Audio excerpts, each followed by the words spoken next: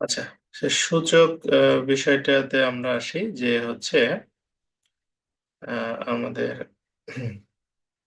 প্রথমে আমরা আসলে সূচকের মৌলিক কিছু বিষয় নিয়ে আলোচনা করব এবং সূচক কি সেই বিষয়টা মানে শেখার চেষ্টা করব। হ্যাঁ, তো প্রথম কথা হচ্ছে যে ধরেন আমরা সচরাচর আহ, মানে যেমন 2 এর উপরে 5 এরকম আমরা চিহ্ন দেখেছি, তাই না? এগুলো আমাদের অভ্যস্ত দেখে দেখে। ঠিক আছে, তো এই ক্ষেত্রে হুম,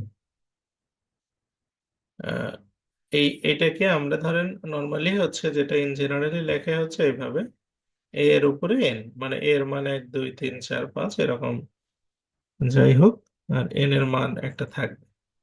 তো এখানে আমাদের হচ্ছে আপনাকে আগে যেটা আহ, এই জায়গাতে আমাদের হচ্ছে এই এন যেটা, হ্যাঁ, এইটার নাম হচ্ছে সূচক।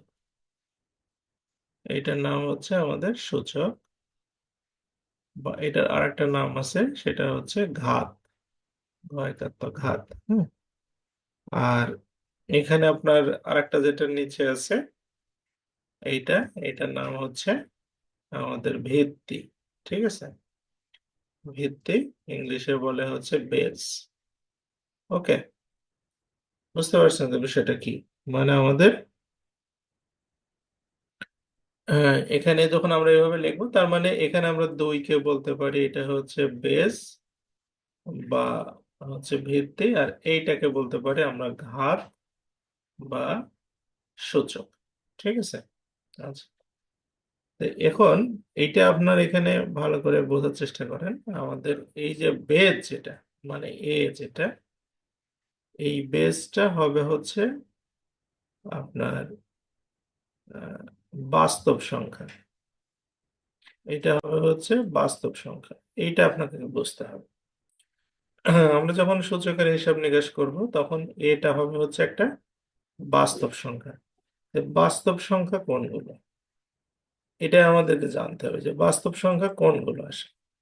এখানে আমি 2 লিখছি, এখানে কি 3 লিখতে পারবো কিনা, মানে 3-এর উপরে 5 লিখতে পারবো কিনা, হ্যাঁ, বা 4-এর উপরে 5 লিখতে পারবো কিনা, বা -3-এর উপরে আমি 5 লিখতে পারবো কিনা, এটা পারা যাবে কিনা। ঠিক আছে, তো সেইটা বুঝতে হলে আমাদের হচ্ছে প্রথমে আগে বুঝতে হবে যে আহ, এই এটা বাস্তব সংখ্যা, মানে ভিত্তিটা হবে কি বাস্তব সংখ্যা। তো বাস্তব সংখ্যা কোনগুলো? বাস্তব সংখ্যা হচ্ছে আপনার পৃথিবীতে যত সংখ্যা আছে সবই বাস্তব সংখ্যা, শুধু আই দিয়ে সংখ্যাগুলো বাদে। যেমন ধরেন এরকম কিছু সংখ্যা আছে 2i, এগুলোকে আমরা বলি হচ্ছে অবাস্তব বা কাল্পনিক সংখ্যা। তাছাড়া আপনার ধরেন +3, -3, 2.5, 2.2/3 এরকম যাই থাক, মানে সেটা দশমিক হোক আর যাই হোক না কেন, সবই হচ্ছে আমাদের বাস্তব সংখ্যা। তাহলে সব সংখ্যাই বেজ হিসেবে নেওয়া যাবে, শুধু এরকম টাইপের সংখ্যাগুলো না। হুম, বুঝতে পারছেন বিষয়টা কি? এরকম টাইপের সংখ্যা যদি দেখেন সেটা নেওয়া যাবে না। আচ্ছা, আরেকটা কথা হচ্ছে আমাদের এই যে পাওয়ার যেটা হবে, মানে আমাদের উপরে ঘাত, এই ঘাতটাকে আমরা স্বাভাবিক সংখ্যা হিসেবে বিবেচনা করব। ঘাতটাকে কি বলবো আমরা? ঘাতটাকে আমরা বলবো হচ্ছে কি স্বাভাবিক সংখ্যা। স্বাভাবিক সংখ্যাকে আমরা বড় হাতের এন দিয়ে প্রকাশ করি। স্বাভাবিক সংখ্যা বলতে আমরা কোনটাকে বুঝি? স্বাভাবিক সংখ্যা বলতে আমরা বুঝি হচ্ছে কি আপনার 1 থেকে শুরু করে তার উপরের গুলো। হুম, 1 থেকে শুরু করে উপরের গুলো, মানে 2 3 4 5, 1 2 3 4 5 এরকম যা থাকে যায়। তো অনেক সময় দেখবেন যে এরকমও থাকে, 3-এর উপরে শূন্য থাকে। তাহলে আপনি বললেন যে পাওয়ার 1 থেকে উপরের গুলো হবে, শূন্যও হবে, সেটাতে আমরা আসতেছি।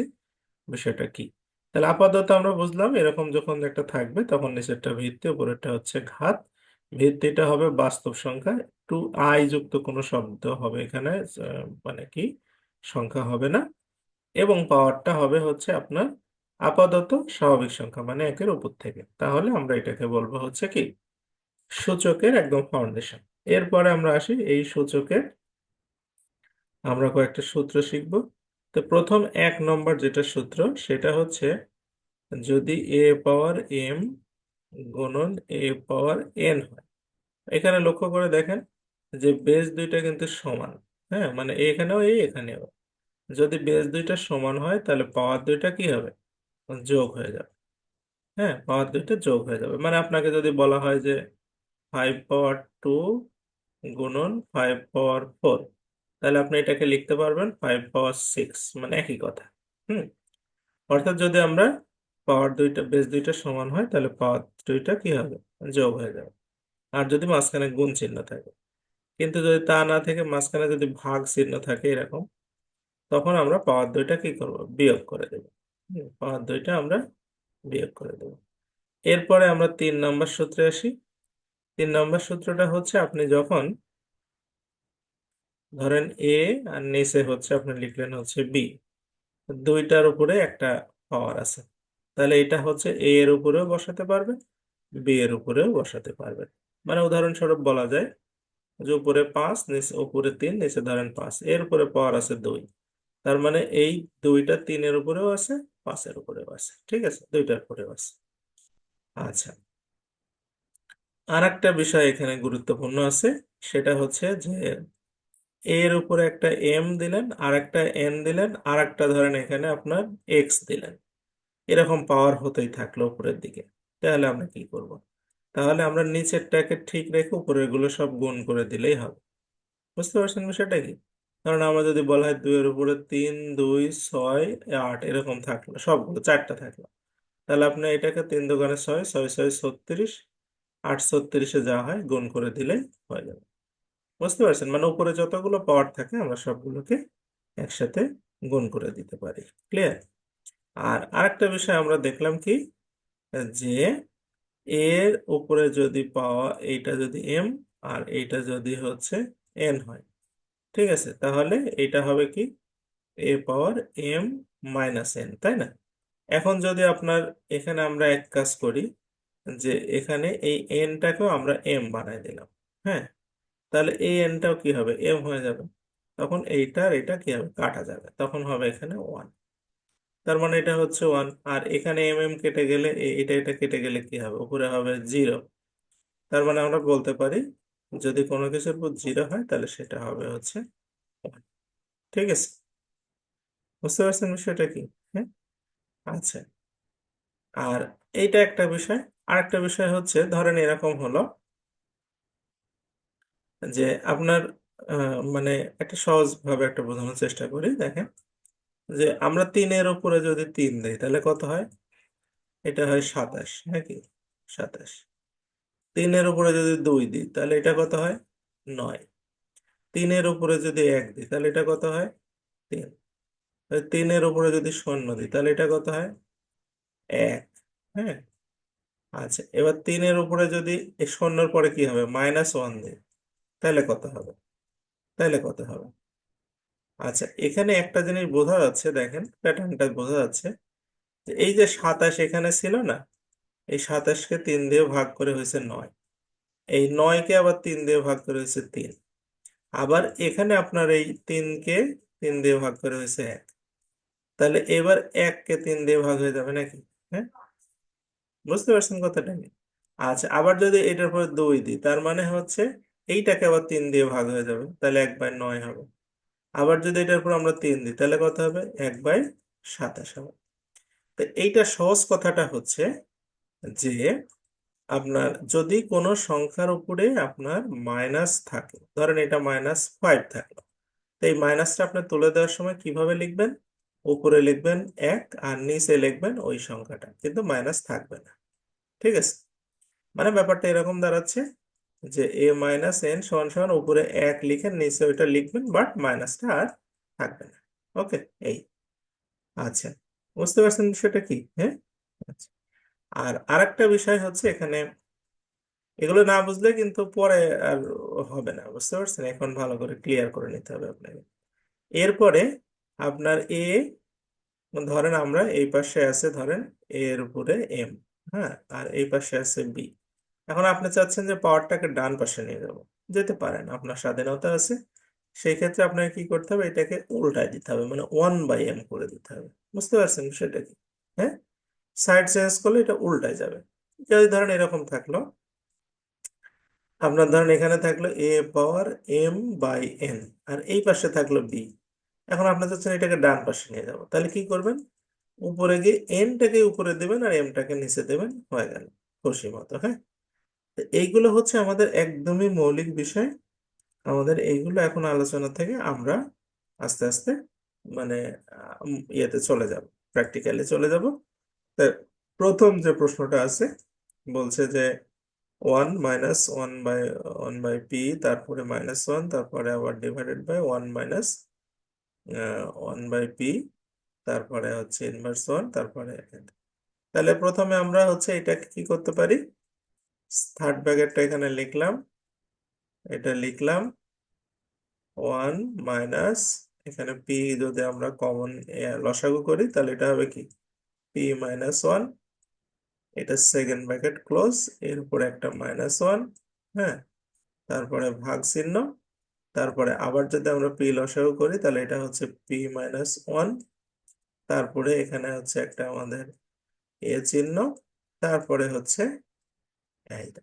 হ্যাঁ, আচ্ছা, এরপরে এখানে আমাদের সেকেন্ড ব্র্যাকেট, থার্ড ব্র্যাকেট, তারপরে সেকেন্ড ব্র্যাকেট 1 মাইনাস, এখন এখানে আমার হচ্ছে আমরা কি করতে পারি, এই ব্র্যাকেটটা তুলে দিয়ে ভিতরের কাজটা করে ফেলতে পারি। হ্যাঁ, তাহলে এখানে আমরা লসাগু করতে পারি হচ্ছে p, তাহলে এটা p মাইনাস মাইনাসে +1, তারপরে সেকেন্ড ব্র্যাকেট, তারপরে -1। আর এখানে এইটা একটু আপনার বোঝায় যে ধরেন a/b আছে, হ্যাঁ, উপরে আছে -1, এখন আপনি এটা কি করতে পারেন, মাইনাস তুলে দিতে চাচ্ছেন, তখন এটাকে খালি উল্টাই দিলেই হবে, b/a লিখলেই হবে। হ্যাঁ, অন্য কিছুই না। তাহলে এখানে দেখেন আমাদের p-1/p আছে, -1 উপরে আছে, এটা আমি তুলে দিতে চাচ্ছি, তাহলে উপরে লিখে ফেলবো p আর নিচে লিখে ফেলবো p-1, আর কিছু না। ওকে। হুম, আচ্ছা, তাহলে এটা আমাদের হচ্ছে এটা আমাদের আর কাজে লাগতেছে না, সেকেন্ড ব্র্যাকেট এখানে ক্লোজ হয়ে যাচ্ছে। এবার থার্ড ব্র্যাকেটের মধ্যে আসি, থার্ড ব্র্যাকেটের মধ্যে এইটা আর এটা কাটা গেল, তারপরে থাকলো কি 1/p, এইটার উপরে তখন হচ্ছে -1। ওকে, আর এটা গুণ করে দিলে আমাদের p-1টা উপরে চলে যাবে আর পিটা নিচে চলে আসবে।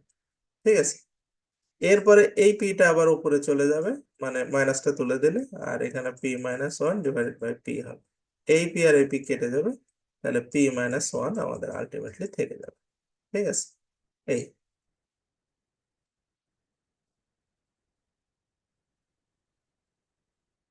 নোমের বলছে যে -1-এর জায়গায় যদি -2 বা 3 থাকে, আচ্ছা এটা কোনো বিষয় না।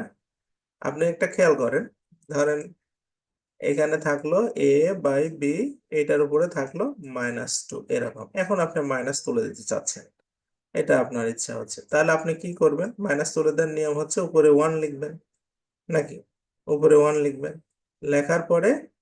লেখার পরে এই সংখ্যাটাই নিচে লিখতে হবে, a/b, তারপরে কি, হোল স্কয়ার। ওকে, বুঝতে পারছেন কথা কি? এখন এইটাকে ধরেন আমার নিচে কি হচ্ছে, a² / b² হচ্ছে, তাহলে আমরা লিখবো 1/a²/b²। তাহলে b² কি হবে, উপরে উঠে যাবে, তাহলে b²/a², এইটা হবে আলটিমেট কথা। তার মানে আপনাকে যদি এখানে যদি -3 দেয় তাহলে কি হবে, তাহলে নর্মালি আপনার যদি -3 দেয়, তখন ধরেন এখানে -3 দিল, তাহলে কি হবে, তাহলে আমরা জানি a³ / b³ হওয়ার কথা, কিন্তু লিখবো আমরা কি b³/a³, তাহলে আমাদের উল্টা যাবে। বুঝতে পারছেন বিষয়টা কি? আচ্ছা, নেক্সট পরেরটাতে আমি চলে আসি তাহলে। নেক্সট 2 নাম্বারটা বলছে কি যে 1 মাইনাস, এইটা মনে হয় পারার কথা, সেম অঙ্ক। হ্যাঁ, এই দুইটা সরল একই, এটা একটু বাসায় করে নেন, আমি এই সরলটাতে যাই। এই সরলটাতে কি বলছে যে x+y/(পাওয়ার-1), তাহলে এটাকে আমরা প্রথমে কি লিখবো, 1 এর নিচে লিখলে আমাদের মাইনাসের ঝামেলাটা চলে গেল, x+y, হ্যাঁ, এখানে হচ্ছে মাইনাস, এটা ইয়ার নিচে লিখলে আমাদের মাইনাসের ঝামেলাটা চলে গেল, x-y। ওকে, এখানে হচ্ছে 2y, আর এটা মাইনাসের এর নিচে লিখলে আমাদের মাইনাসের ঝামেলাটা ক্যান্সেল হয়ে গেল। এখন এখানে আমরা কি করব, লসাগু করে ফেলবো, x+y এক্স মাইনাস ওয়াই, এটা লসাগু হবে।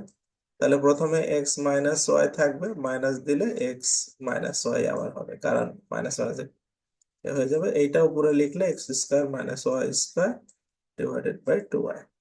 তাহলে উপরে এখানে আমাদের ক্যান্সেল হয়ে যাচ্ছে এটা আর এটা, তাহলে এখানে -2y থাকছে আমাদের।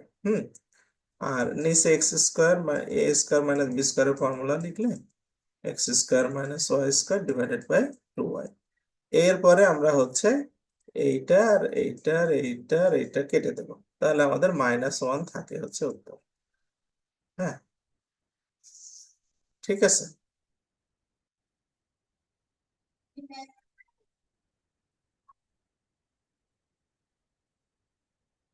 আচ্ছা, পরেরটাতে যাই। খুব কেয়ারফুলি করা লাগবে, রাইট, ঠিক বলছেন। এগুলো আসলে খুব সহজ জিনিস, কিন্তু কঠিন আছে।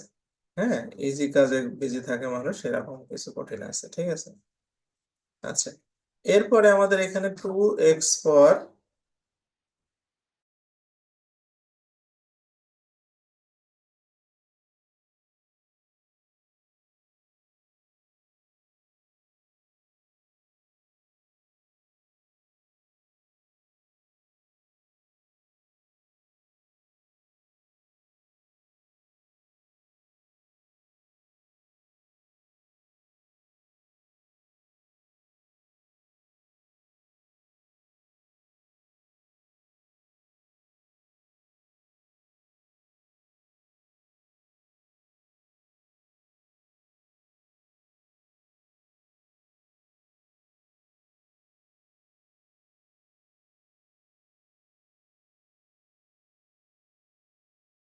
আচ্ছা, এখন আমরা এটাতে আসি। এটাতে আমাদের বলছে যে 2x পর হচ্ছে 2, তাহলে এখানে আমরা প্রথমে দেখেন এই যে হচ্ছে আপনার এই টুটা কিন্তু দুইটার পরেই আছে। হ্যাঁ, তাহলে এই 2 এর পরে 2 আছে, মানে এটাকে আমরা লিখবো হচ্ছে 4। আর এক্স এর উপরে এই 2 আর -1 গুণ করে দিলে এটা -2 নাকি। আর এই ভাগটাকে আমরা কি করব, গুণ করে, মানে হচ্ছে আগে এটা তুলে নিই, তাহলে তারপরে সুবিধা হবে। এটা তুলে নিলে 1/x⁵ হবে নাকি। হুম। আচ্ছা, আর এখানে উপরে থাকবে 4, আর নিচে চলে যাবে এটা শুধু এক্স স্কোয়ার। এই ভাগটা উপরে তুলে দিলে কি হবে, x⁵ তাহলে এখানে আপনার হচ্ছে 4, এই যে ভাগ অবস্থায় থাকলে কি হয়, পাওয়ার বিয়োগ হয়, পাওয়ার হচ্ছে বিয়োগ হয়। তাহলে 4x⁵, এইটা হচ্ছে এই প্রশ্নের উত্তর, ঠিক আছে। হুম।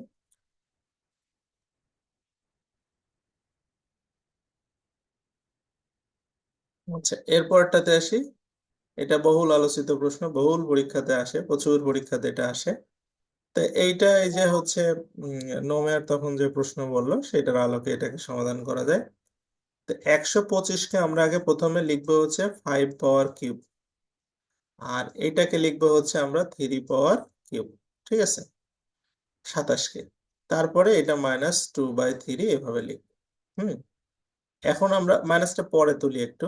তাহলে এখানে আমরা কি করতে পারি, 5/3, এইটা টোটাল, এই দুইটা 3 একটার উপর লিখে দেওয়া যায়। আর এর উপরে পাওয়ার আছে -2/3 তো আছে, এই 3 কেটে দিবেন। তাহলে আপনার হলো কত, এখানে 5/3 ডিভাইডেড বাই -2। আচ্ছা, তখন কি বলছিলাম মনে আছে যে এটা 5×5 = 25/9 হওয়ার কথা। তাহলে লিখবো কত, 9/25, তাহলে উল্টে গেল। তাহলে মাইনাস চলে গেল। নোমের বুঝছেন তো, মানে এটা 5×5 = 25 হওয়ার কথা যদি মাইনাস না থাকতো, তাহলে 25/9 হবে, এটা লিখবো হচ্ছে 9/25। তাহলে আমার ওকে হয়ে যাবে। এটা খুবই মানে আসা প্রশ্ন, প্রচুর পরীক্ষাতে আসে। হুম। এটা ভালো করে দেখবে। এরপরে চলে আসি 6 নম্বরে, বলছে যে 2 - 3, 2 - 3, তারপরে -1, তারপরে আবার একটা -1 দিছে। হ্যাঁ, মানে মাইনাসের সরাসরি। তো এখানে হচ্ছে আপনার 2 মাইনাস এইটা 3, তাহলে আমরা প্রথমে 2 থেকে যদি আমরা 3 বিয়োগ করি তাহলে -1 হবে নাকি। -1, তারপরে আবার একটা -1। হুম। তার উপরে আবার একটা হচ্ছে -1। হ্যাঁ। আচ্ছা, তাহলে এখন হচ্ছে এখানে আমাদের এইটা হচ্ছে 2 মাইনাস, এটা একটু বোঝেন ভালোভাবে। এই -1 এর উপরে এই পাওয়ারটা, আমরা কিন্তু উপরে পাওয়ারের -1 তুলতে চাচ্ছি, তাহলে কি করব? উপরে একটা 1 লিখে যে সংখ্যাটা আছে ওইটাই নিচে লিখে দেব। বুঝতে পারছেন কথা কি?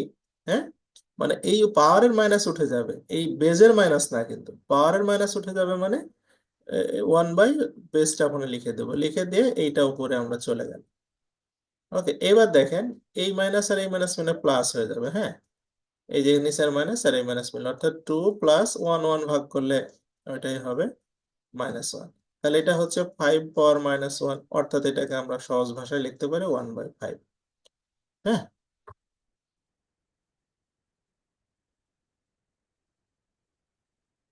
আচ্ছা পরেরটাতে যাই। পরেরটাতে বলছে যে a⁴x = b, b⁴y = c, c⁴z = a হলে x y z কত? খুব গুরুত্বপূর্ণ প্রশ্ন, সকল পরীক্ষাতেই আসে। তো এইটার ক্ষেত্রে আপনি প্রথমে, আমাদের দেওয়া আছে কত এখানে, c⁴z = হচ্ছে a। হ্যাঁ, আচ্ছা ভালো কথা। এখানে দেখেন c এর একটা মান আছে কি, b⁴y। তাহলে আমরা c এর মানটা এখানে বসাবো। c এর মানটা কত? b⁴y, তাই না?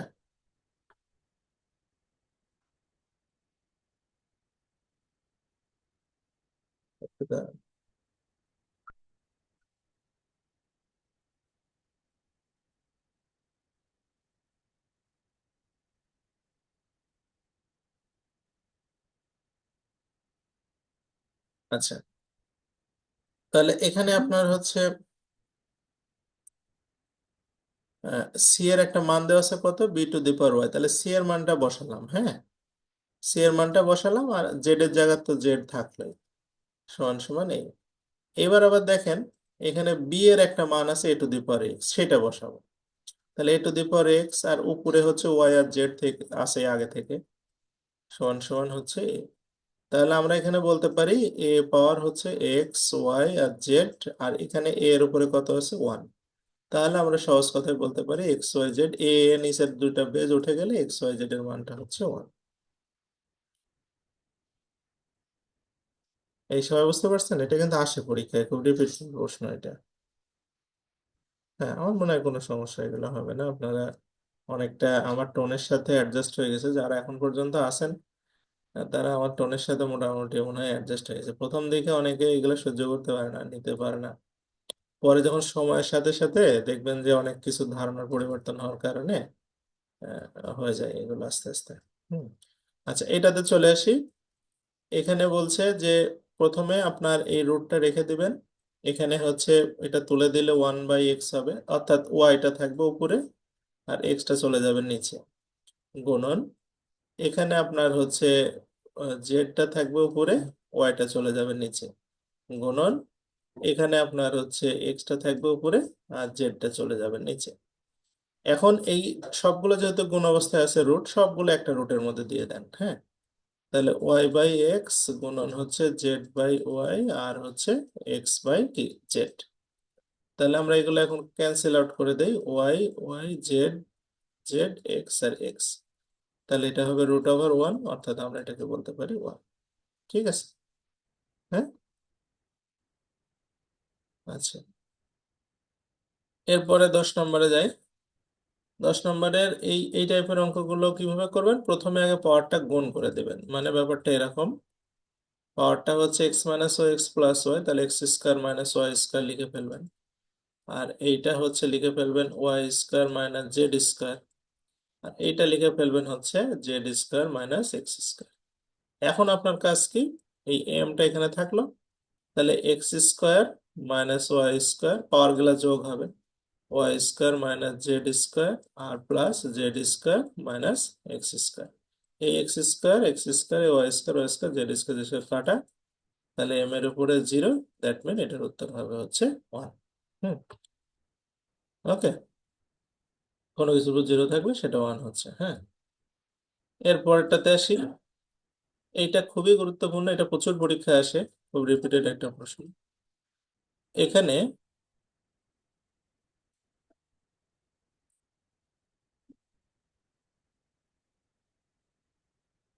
এখানে 4 to the power x - 3 into হ্যাঁ হ্যাঁ, এগুলো লিখিত এক্সামে আসে তো। এই যে এটা লিখিত এক্সামের প্রশ্ন না। আপনার 45তম বিশেষ লিখিত পরীক্ষা আসছে, ফায়ার সার্ভিসের পরীক্ষা আসছে, এগুলো সবে লিখিত পরীক্ষা আসে।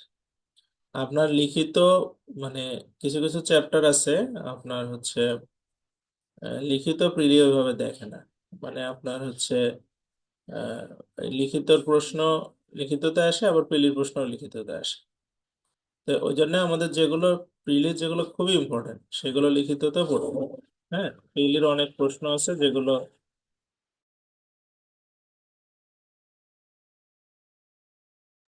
প্রিলির এমন প্রশ্ন আছে যেগুলো আপনার লিখিততে কিন্তু হচ্ছে সমান করে করা লাগে, ওইগুলো আসে। আচ্ছা, তাহলে এটা আমরা আসি যে 3 × 2 পাওয়ার x + 2, আর এটা হচ্ছে 2 পাওয়ার 5 কে আমরা লিখবো হচ্ছে 32। 2 পাওয়ার 5 মানে হচ্ছে 32। এরপরে এই যে 4 পাওয়ার x টাকে আমরা ভেঙে ফেলবো। 4 পাওয়ার x টাকে হচ্ছে 2 পাওয়ার x, তার উপরে দিব হচ্ছে 2, -3 এটা হচ্ছে 2 পাওয়ার x, আর এটা 2 এর উপর আর একটা 2 হবে, মানে এই যোগটা ভেঙে ফেললে, আর এটা হচ্ছে 32। তাহলে এখানে হচ্ছে আমাদের এই 2 পাওয়ার x সমান সমান আমরা একটা কিছু ধরে নেব। হ্যাঁ, 2 পাওয়ার x সমান সমান আমরা ধরে নেব হচ্ছে a। তাহলে এখানে 2 পাওয়ার x এর মান বসান। a² মাইনাস এটা 4 আর 3, 3 × 4 = 12, a প্লাস হচ্ছে 32 = 0। অর্থাৎ এটাকে আমরা মিডিল টার্ম করে ফেলবো। a² minus 8a minus 4a plus হচ্ছে 32, 4 × 8 = 32। তার মানে এটা একটা হবে হচ্ছে a−8, আর একটা হবে হচ্ছে a−4 = 0।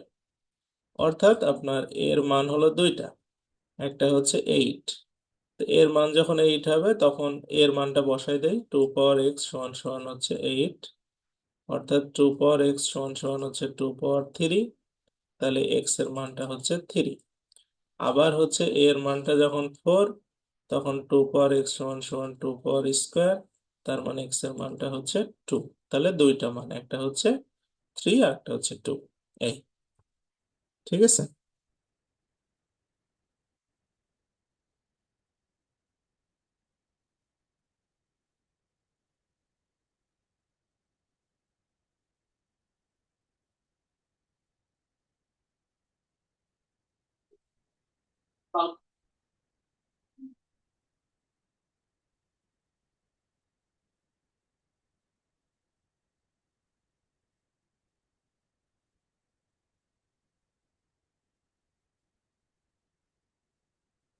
আচ্ছা, পরেরটাতে যাই। এইটাতে আসি। এটাতে হচ্ছে আপনার কি বলছে এখানে যে আহ, আপনার প্রথমে এই টাইপের গুলো এনবিআর এর প্রশ্ন এটা। এক্স প্লাস এখানে পি প্লাস কিউ, আর এইটা আপনি বাদ দিয়ে দিবেন 2r। হ্যাঁ, কারণ বেস থাকলে, ভাগ অবস্থায় থাকলে বাদ যায়। আর এটা কিউ প্লাস আর মাইনাস 2p, আর এক্স ইন্টু পি প্লাস আর মাইনাস 2q। ওকে, এবার আপনি সবগুলো যোগ করে দিবেন। হুম, তাহলে সবগুলো যোগ করলে আমি এক লাইনে যোগ করে ফেলি। এক্স, এখানে একটা পি আছে, এখানে একটা পি আছে, তাহলে এটা হবে 2p। এখানে একটা কিউ আছে, এখানে একটা কিউ আছে, তাহলে এটা যোগ করলে হবে 2q। আর এখানে একটা আর এখানে একটা আর, তাহলে এটা হবে 2r। আর মাইনাস গুলো যদি লিখি তাহলে 2r, 2p, 2q। তাহলে এইগুলো সব ক্যান্সেল করে দিলে এক্স এর উপরে 0 হচ্ছে, তার মানে এটা উত্তর হচ্ছে 1। ঠিক আছে।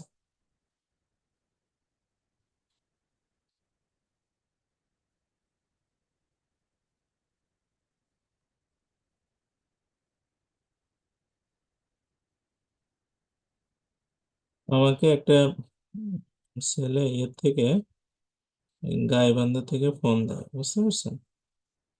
প্রতিদিনই ফোন দেয়, এই দুপুর 12টা 1টা দিক বিভিন্ন নাম্বার থেকে ফোন দিয়ে। তার প্রথম প্রশ্ন হচ্ছে যে স্যার আমাদের গাইবান্ধা সিভিল সার্জনের পরীক্ষাটা কবে হবে। না, কবে হবে না, মানে ডেট কবে। তো আমি ওকে প্রথম দিন বললাম যে এটা তো ডেট দেয়নি, ডেট যখন দিবে আপনাকে এসএমএস এ করবে, আবার ওয়েবসাইটে আমরা দেওয়া থাকবে, তখন আপনাকে জানাতে।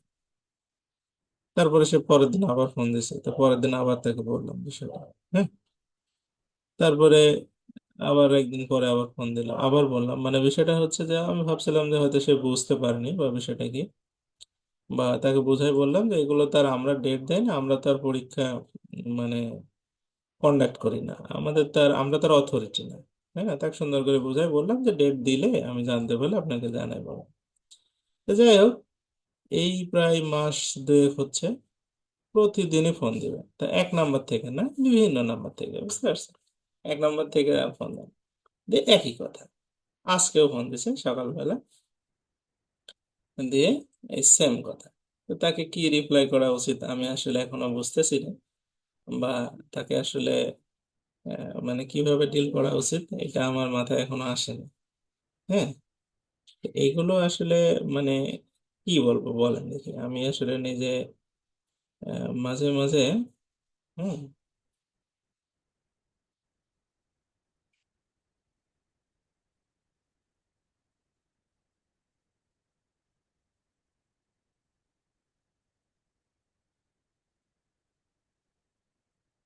কিছু আসলে করা যায় কিনা। হ্যাঁ, মানে আমি নিজেও আর কি কিছু বলার নেই এক প্রকার।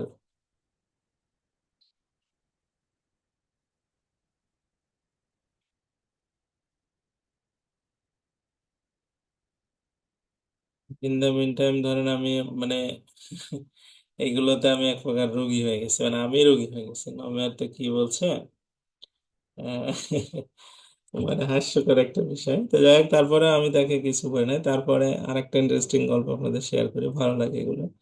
একটা উম মানে সে আমাকে ফোন দিল কিছুদিন আগে। হচ্ছে সে মানে আমাদের বলছে যে সে আমাদের কোর্সে মানে ভর্তি হবে। তো ভালো কথা। তো যাই হোক, সে প্রতিদিনই ওই আমাকে বলে, স্যার আমি আজকে ভর্তি হবো, আপনার নাম্বারটা দেন, টাকা পয়সা পাঠায়, আমি আজকের মতো ভর্তি হয়ে যাবো, ঠিক আছে। তারপরে রাত্রেবেলা বলে যে হচ্ছে আমি ক্লাস করবো স্যার আজকে, লিঙ্কটা দেন, আচ্ছা দেই। সে ক্লাসে আর কখনো জয়েন করে। হুম। এবং প্রতিদিন সে খুব সিরিয়াস, বুঝতে পারছেন, এবং অতিরিক্ত সিরিয়াস, এরকম ভাবে চলে। দীর্ঘদিন হলো সে বলে স্যার লিঙ্ক দেন, কিন্তু সে ক্লাসে জয়েনও করে না, সে ক্লাসে করে না, আর সকালবেলাটা সে সিরিয়াস হয়ে যায়, মানে রাত্রে আর তার খেয়াল থাকে না। হ্যাঁ, মানে এমন ভয়ানক বিষয়, আমি তো কিছু কিছু বিষয়ে অবাক। 270 পেজে একটা বই আমি দিচ্ছি সবাইকে শর্ট সাজেশন হিসাবে। তো এই 270 পেজ আপনি পড়বেন না একটা চাকরি পড়তে করতে হলে, এর থেকে আর কি করণীয় আছে? আমি বলছি স্যার এতগুলো পেজ কিভাবে পড়ি, এখন আসলে মানে বোঝানো যাচ্ছে না। হ্যাঁ, মানে আমি আসলে এক প্রকার মানে কি বলবো, এদেরকে নিয়ে কিছু কিছু বিষয় আছে, আপনাকে তো মিনিমাম একটা নলেজ নিয়ে তো থাকতে হবে নাকি, বা আমাদের তো তাই, কিন্তু মানুষ কেন জানি বুঝতেই চায় না। হুম। তো যাই হোক, মনে করেন যে রেগে গেলেন তো হেরে গেলেন আসলে, রেগে যাওয়ার তো কোনো সুযোগ নেই। কিন্তু আসলে সবারই বিষয়গুলো বোঝা উচিত, তাই না? যে আসলে একটা সুস্থ মানুষকে কিভাবে ইন্টারেক্ট করা যায়। হ্যাঁ, তো এটা হচ্ছে আমরা এখানে চলে আসি। হুম। এখানে হচ্ছে এটা আমরা মাইনাস করে ফেলবো, n - l। হুম। তারপরে হচ্ছে এক্স, এটা lm। হ্যাঁ, এটা হচ্ছে x⁻l - m। এখন এই যে এগুলো যখন আপনার এর ভিতরে থাকে, আপনার ব্র্যাকেটের ভিতরে থাকে, তখন কিন্তু এগুলো এই পাওয়ারের নিচে চলে যাবে, মানে ব্যাপারটা এরকম হবে সোজা কথা।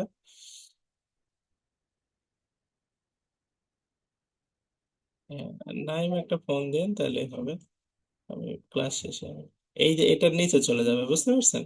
মানে ব্র্যাকেটের ভিতরে থাকা মানে এটা নিচে চলে যাবে, অর্থাৎ এটাকে আমরা বলতে পারি হ্যাঁ, আর এটাকে আমরা বলতে পারি হ্যাঁ। এখন পাওয়ার গুলো আপনি যোগ করে দিবেন, তাহলে হচ্ছে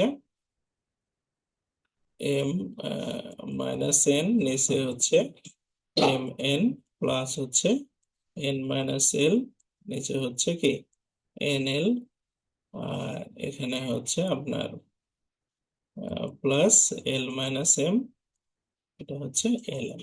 হ্যাঁ, তো এখন এগুলো যদি আপনার যোগ করেন তাহলে কেমন দাঁড়াচ্ছে, যে এখানে এক্স এর পাওয়ার হচ্ছে, এখানে দেন এম এন যদি চলে যায়, এম এন আর এলই তো হবে, তাহলে এটা হবে এল এম মাইনাস এল আর এন, প্লাস এখানে এন এল চলে গেলে এম থাকবে, অর্থাৎ M N minus L M, আর এখানে হচ্ছে এল আর এন থাকবে, অর্থাৎ এল এন আর এম এন।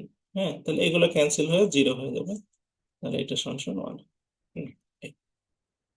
এটা পাসপোর্ট অধিদপ্তরে এডির প্রশ্ন।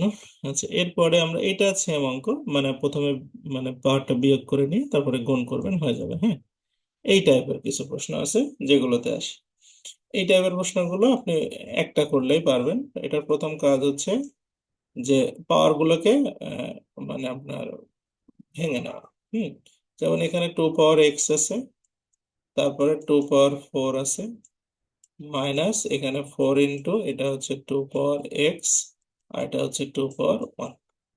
আর নিচেরটা আমরা টু পাওয়ার এক্স প্লাস টু যেহেতু ভাগ অবস্থায় আছে, তাহলে এই এই এই টুটা বিয়োগ করে দিই। হুম, তাহলে আমাদের হয়ে গেল।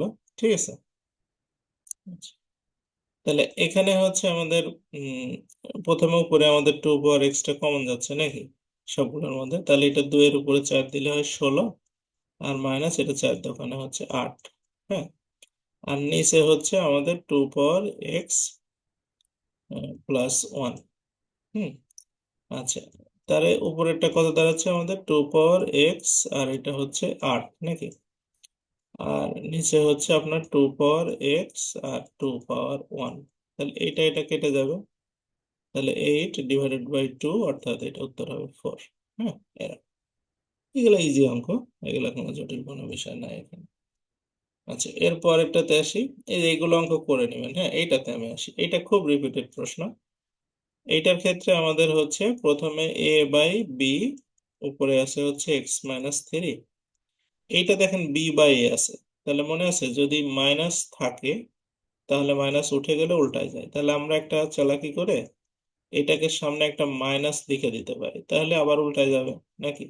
হ্যাঁ, একবার উল্টায় গেলে মাইনাস ছাড়া হয়, আর একবার উল্টায় গেলে মাইনাস সহ হবে। তাহলে এইবার দেখেন দুইটার বেজ সমান হয়ে গেল, তখন আমরা x-3 সমান সমান মাইনাস এক্স মাইনাস হচ্ছে 5, তাহলে বা এখানে লিখতে পারি x-3, সরি এটা প্লাস লিখলাম কেন, এটা হবে হচ্ছে মাইনাস, তাহলে এটা হবে মাইনাস এক্স প্লাস 5, অর্থাৎ হচ্ছে 2x সমান সমান হচ্ছে 8, তার এক্স এর মানটা হচ্ছে 4। হ্যাঁ, এই এটা খুবই রিপিট প্রশ্ন কিন্তু। হ্যাঁ, আচ্ছা, এরপরটাতে যাই। এটা দেখেন, এটাও খুব ইম্পর্টেন্ট প্রশ্ন, যে 25 টু পাওয়ার এক্স, তাহলে এটাকে আমরা 5 স্কোয়ার, তার সাথে হচ্ছে 2x+3, আর এটা 5x+6 এইভাবে লিখবো।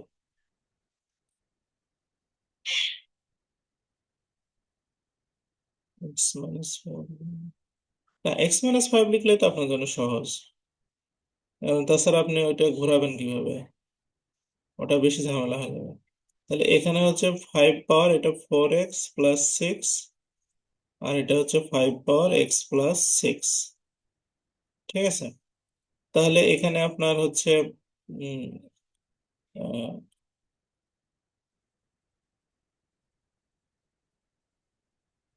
তাহলে এটা 4x+6 সমান সমান x+6 যদি কোন, তাহলে x এর মান হচ্ছে 0। হ্যাঁ, তো এইগুলো সহজ অঙ্ক, সূচকের এগুলো কয়টা জটিল কোনো বিষয় না। এই অঙ্কটা দেখেন, এখানে বলছে কি 64 2/3, 64 কে আমরা লিখবো 4 পাওয়ার 3, তাহলে 4 4 16, 4 16 64, এটা 2/3। আর এই 625 কে আমরা লিখবো হচ্ছে 25-এর উপর স্কোয়ার, তাহলে 625 হয়, এটা হচ্ছে হাফ। এখন হচ্ছে এখান থেকে এই থ্রি ক্যান্সেল, আর এই টু আর এই টু ক্যান্সেল, তাহলে এটা 4 4 কত হবে 16, আর এটা 5 5 25, মানে এটা হচ্ছে 25, আর এই পাশে আছে আপনার 3 কে, তাহলে সমান সমান 3 কে, তাহলে এটা 41 হবে, তাহলে কে এর মান হবে হচ্ছে আপনার 41/3, এটা। হুম, অনেক সময় এটা ভাগ করলেও হবে, না ভাগ করলেও হবে, অসুবিধা নেই। আচ্ছা, এরপরটাতে যাই। এই টাইপের অঙ্কগুলো যেগুলো, এইটার ক্ষেত্রে আপনি হচ্ছে প্রথমে আগে থ্রি, এই যে রুটটা তুলে দিলে উপরে হাফ হয়ে যাবে। হ্যাঁ, x-1 / 2 করে দিলে রুট উঠে যাবে। আর এখানে হচ্ছে 2x-1 ডিভাইডেড বাই, যেহেতু এটা থ্রি আছে ভিতরে, তাহলে এটা নিচে লিখে দেবেন থ্রি। এখন যেহেতু বেজ মিলে গেল, তাহলে পাওয়ার দুইটা কি হবে, সমান হবে। তাহলে এটা 2 সমান সমান 2x-1 ডিভাইডেড বাই থ্রি। এবার আর গুণ করে দেন, তাহলে 4x - 3x সমান সমান হচ্ছে 3 + 2 মানে 5, মানে x এর মানটা তাহলে হচ্ছে 5। হ্যাঁ, এই সবাই বুঝছেন এগুলো?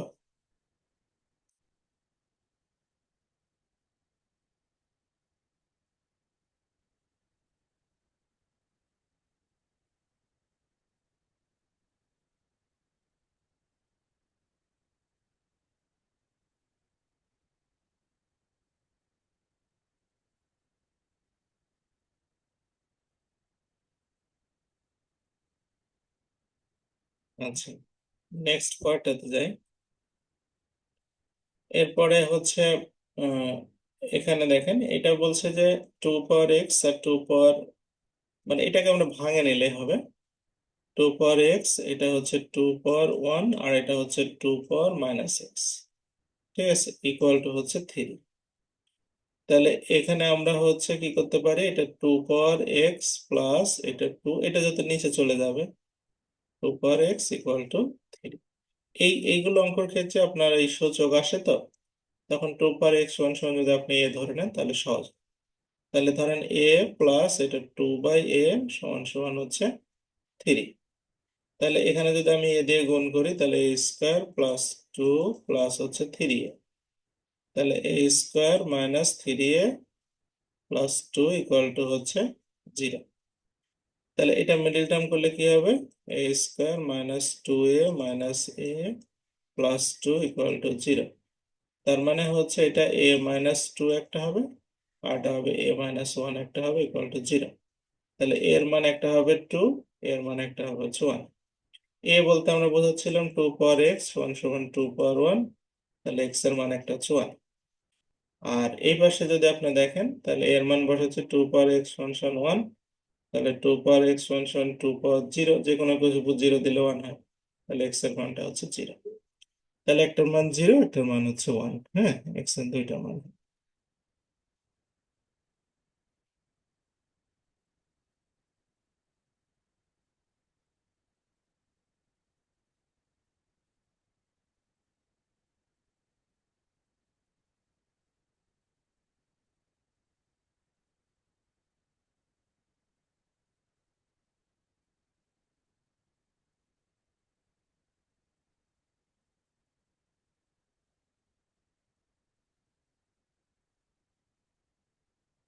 হ্যাঁ হ্যাঁ, অ্যাপ্লাই করেন। অ্যাপ্লাই করবেন না কেন, এটা তো সরকারি চাকরি। আচ্ছা, এই অঙ্ক একটা করানো হয়েছে আগে, এটা লাগবে না। হ্যাঁ, এইটা দেখেন, 42 নম্বরটা দেখেন। এই 2 দিন হলো আবার আরেকটা জিনিস দেখতেছি, যে ফেসবুকে আপনার কোটি কোটি টাকা ইনকাম হচ্ছে, সব ছবি দিচ্ছে। হ্যাঁ, আপনারা মানে এইগুলোতে কখনোই যায় না। হ্যাঁ, এগুলো খুব বাজে একটা জিনিস। এগুলো সম্পর্কে আপনাদের আমি একটু বলবো। অনেকে আছে যে মনে করে যে মানে টাকা রোজগার করা খুব সহজ একটা কাজ, এটা করতে গেলে পড়াশোনা বাদ দিয়ে গেলে বহুত কাজের মধ্যে যেতে হবে। ঠিক আছে, মানসিক ভাবে অসুস্থ হয়ে যাবে, পরে ডাক্তার দেখাতে দেখাতে পাগল হবে। আচ্ছা, এরপরে আসি হচ্ছে এটাতে চলে আসি। হ্যাঁ, এখানে হচ্ছে আমাদের মানে এখানে বলছে কি যে এই এ হচ্ছে √(x)(a). হ্যাঁ, এখানে আপনি সবগুলো সমান সমান আপনি কে ধরে নিতে হবে, সবগুলো যেহেতু একই সমান। তাহলে আমি প্রথমে বললাম যে এখানে এইটাকে আমরা যদি 1/, হচ্ছে মানে এক্স যেটা ভিতরে আছে, এটা 1/x সমান সমান কে, অর্থাৎ a এর মানটা লিখতে পারি আমরা k পাওয়ার x, মানে পাওয়ার এই পাশে দিলে। একইভাবে ওয়াই, এটা বি সমান সমান হচ্ছে কে লিখবো। তাহলে বি এর মানটা লিখতে পারি হচ্ছে কে পাওয়ার আপনার হচ্ছে ওয়াই। আচ্ছা, আর সি এর মানটা লেখা যায় হচ্ছে কে পাওয়ার জেড। এখন আমরা যদি এ বি সি এক পাশে করি, তাহলে আমাদের কে পাওয়ার এক্স, কে পাওয়ার ওয়াই, কে পাওয়ার জেড। ঠিক আছে। আচ্ছা, তাহলে এখানে আমাদের এবিসির মান অঙ্কে দেওয়া আছে ওয়ান। ওয়ান লিখে ফেলবো। তাহলে K power X plus Y plus Z. হ্যাঁ, তাহলে এটাকে আমরা লিখবো হচ্ছে কে পাওয়ার জিরো সমান সমান K power X plus Y plus Z. তাহলে X plus Y plus Z এর মানটা হচ্ছে কত? জিরো। হুম। তা সূচক এগুলো করলে হবে, হ্যাঁ, আর সূচক না করলেও হবে। যেগুলো একটা প্রশ্ন আমি আপনাদের দেখাই, এই প্রশ্নটা পরে অ্যাড করা হয়েছে, তো এটা এখানে স্লাইডে মনে হয় নাই। বলছে যে A power zero equal two যে ওয়ান হয়, এটা প্রমাণ করতে বলছে। হ্যাঁ, এটা আপনার আসছিল হচ্ছে ওই গাইবান্ধা জেলা প্রশাসকের কার্যালয়ে আসছিল। তো এটা আপনাকে প্রমাণ করতে বলছে, বুঝতে পারছেন? হ্যাঁ, তো এটা আসলে প্রমাণটা কিভাবে হবে মনে আছে?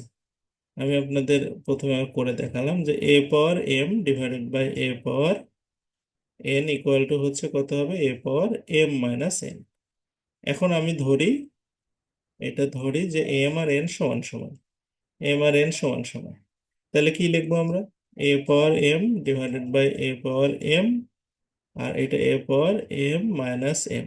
তাহলে এটা এটা কেটে যাবে, এটা এটা কেটে যাবে, তাহলে ওয়ান হবে। আর এটা হচ্ছে A power zero equal to one. এই তো প্রমাণিত। ঠিক আছে, বুঝতে পারছেন সেটা কি? এ ছোট প্রমাণ, এটা আমি আগে একবার করেছি। আরেকটা অঙ্ক পরীক্ষা আসছিল গাইবান্ধাতেই, সেটা হচ্ছে এরকম, x A plus one equal to হচ্ছে এটা ওয়ান। হ্যাঁ, তা আমরা জানি যে কোনো কিছু পুরে জিরো দিলে সেটা ওয়ান হয়। তাহলে আমরা এখানে এটাকে লিখে এ প্লাস ওয়ান, এখানে জাস্ট শুধু এক্স বাই টু এটার পরে জিরো দিয়ে দেবো। হ্যাঁ, তাহলে বেস সমান হয়ে গেল। তাহলে A plus one equal to zero, তার মানে এ এর মানটা হচ্ছে মাইনাস ওয়ান। ঠিক আছে, এইটুকুই। তো এই যেগুলো শিখালাম এগুলো সূচক করেন, এগুলো করলে আমার মনে হয় হয়ে যাবে। আর আমরা হচ্ছে অন্য একটা ইয়েতে চলে যাবো আজকে। আচ্ছা, আপনাদের একটা বিষয় আমি একটু শেয়ার করি। হ্যাঁ, দেখেন, যাদের ভালো লাগে। আমার এই অনেকে অনেক কিছু চিন্তা ভাবনা করে মাথার মধ্যে পাগল হয়ে থাকে। এটা হচ্ছে আমার চ্যানেল। হ্যাঁ, এই চ্যানেলে এই যে অ্যানালাইটিক্সে যাই, এটা হচ্ছে আমার অ্যানালাইটিক্স। আমার এই যে লাস্ট 28 দিনে ইনকাম কত টাকা দেখছেন? 963 টাকা। এটা কিন্তু ডলার না, বুঝতে পারছেন? আচ্ছা, আমি ডলারে ইয়ে করলে ডলার দেখা যাবে, বাট এটা ধরেন টাকার হিসাবে আর কি। আর আমি যদি আমার এই এক বছরের হিসাব দেই, এক বছরে আমার এক বছরে টাকা আসছে 21,434 টাকা 80 পয়সা। আর যদি আমি আপনাকে লাইফ টাইম হিসাব দেই যে আমার লাইফ টাইমে কত টাকা আসছে এই চ্যানেল থেকে, তাহলে এখানে আসছে দেখেন কত এটা, 92,840 টাকা। হুম। তো আমার ভিডিও প্রথম আমি চ্যানেল খুলছি 2014 সালে, 13 সালে, সরি। বাট আমি এটা কাজ শুরু করেছি 2000 কত তারিখ, এটা হচ্ছে নভেম্বরে আপনার 19 তারিখ 2020 সালে। মানে ওই 7-8 বছর আমি পড়াশোনা নিয়ে ব্যস্ত ছিলাম। যাই হোক, চাকরির পড়াশোনার কারণে ওগুলো করিনি। তো এই 2020 থেকে শুরু করে এই যে 2025 সাল, এই 5 বছর ধরে আমি চ্যানেলটা চালাচ্ছি। এই চ্যানেল থেকে ধরেন আপনার এটা হচ্ছে টোটাল আর্নিং। হ্যাঁ, এবং আমার ফলোয়ারের কথা খেয়াল করেন, আমার 1,47,685 জন ফলোয়ার আছে। হ্যাঁ, এটা কিন্তু কম ফলোয়ার না। ঠিক আছে। হুম। এটা মনে হচ্ছে মোটামুটি ভালো ফলোয়ার। এবং অনেক চ্যানেলে দেখবেন যে 2,000, 5,000, 10,000, 20,000 ফলোয়ার আছে। তারাই দেখবেন স্ক্রিনশট দিয়ে দিয়ে দেখাচ্ছে এত টাকা ইনকাম। তো এইটার কাহিনী কি? আসলে কাহিনীটা আসলে কি আসলে? হ্যাঁ,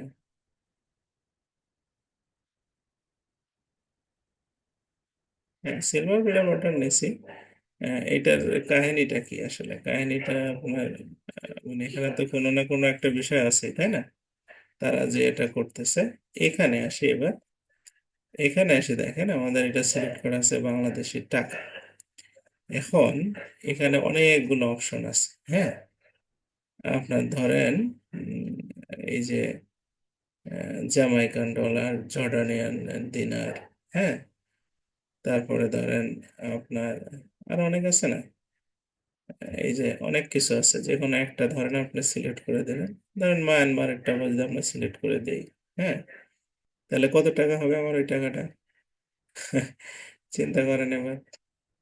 হ্যাঁ, যদি আমি এটা সিলেক্ট করে দিই, ঠিক আছে।